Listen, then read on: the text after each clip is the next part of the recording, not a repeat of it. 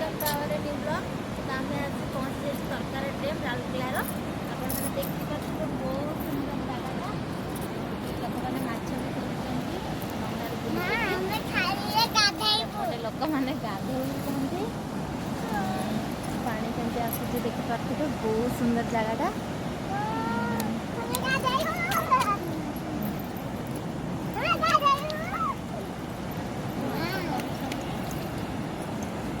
ଜାଗାଟା ବହୁତ ସୁନ୍ଦର ଦେଖାଯାଉଛି। ସେପଟର ଭିଉ ବି ବହୁତ ସୁନ୍ଦର ଅଛି।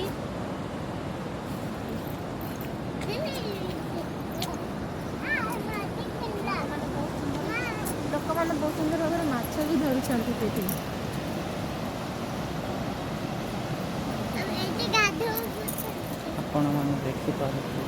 ଆପଣମାନେ ତ ଦେଖିପାରୁଥିବେ କେମିତି ଡ୍ୟାମ୍ କେତେ ସୁନ୍ଦର ହେଇଛି। ଯଦି ସେଠି ଦେଖନ୍ତୁ ଡ୍ୟାମ୍ରେ ଯେଉଁ ପାଣି ଆସୁଛି, ମେନ୍ ଗେଟ୍ ସାମ୍ନାରେ ଡଙ୍ଗା ଲଗେଇକିନା ସେମାନେ ଜାଲ ସାହାଯ୍ୟରେ ମାଛ ଧରୁଛନ୍ତି। ଦେଖନ୍ତୁ କେମିତି ମାଛ ଧରୁଛନ୍ତି ଜାଲ ପକେଇକିନା। ପାଣି ବି କେତେ ଜୋରସେ ଆସୁଛି, ଦେଖିବା ପାଇଁ ବହୁତ ସୁନ୍ଦର ଲାଗୁଛି। କେତେ ରିକ୍ସର ସହିତ ସେମାନେ ମାଛ ଧରୁଛନ୍ତି ଯେ ତାଙ୍କୁ ମାନେ ମନରେ ଟିକେ ଡର ବି ନାହିଁ। ତାଙ୍କେ ଦେଖନ୍ତୁ କେତେ ସୁନ୍ଦର ମାଛ ଧରିକି ନେଇ ଆସିଲେ। ସେମାନେ ନିଜ ପେଟ ପାଇଁ ରିକ୍ସର ସହିତ ଯାଉଛନ୍ତି। ତାଙ୍କର ସେଇଟା ଗୋଟେ ବିଜନେସ୍ କି ମାଛ ଧରିକି ନେଇକି ବିକୁଛନ୍ତି।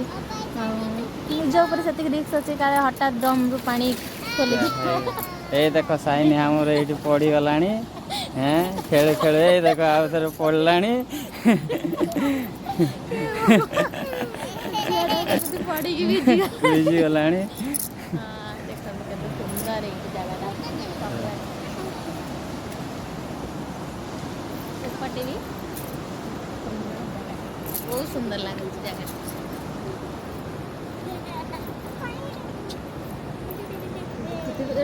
ମାନେ ଡ୍ୟାମ୍ଟା ବହୁତ ବଡ଼ ଅଛି। ଆଗକୁ ଆଗକୁ ବହୁତ ବଡ଼ ଅଛି। ଆମେ ତ ଗୋଟେ ଜାଗାରେ ଛିଡ଼ାଇକି ଦେଖୁଛୁ, କିନ୍ତୁ ଆଗକୁ ଗଲେ ସେପଟେ ବହୁତ ବଡ଼ ନଦୀ ଅଛି।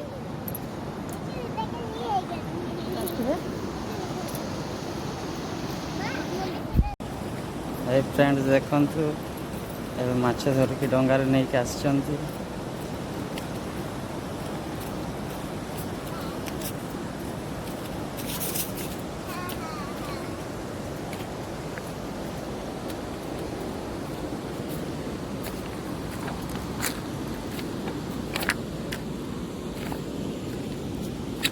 ମାଛ ଏତେ ବାହାରୁନି ନା କଣ ଭାଇ?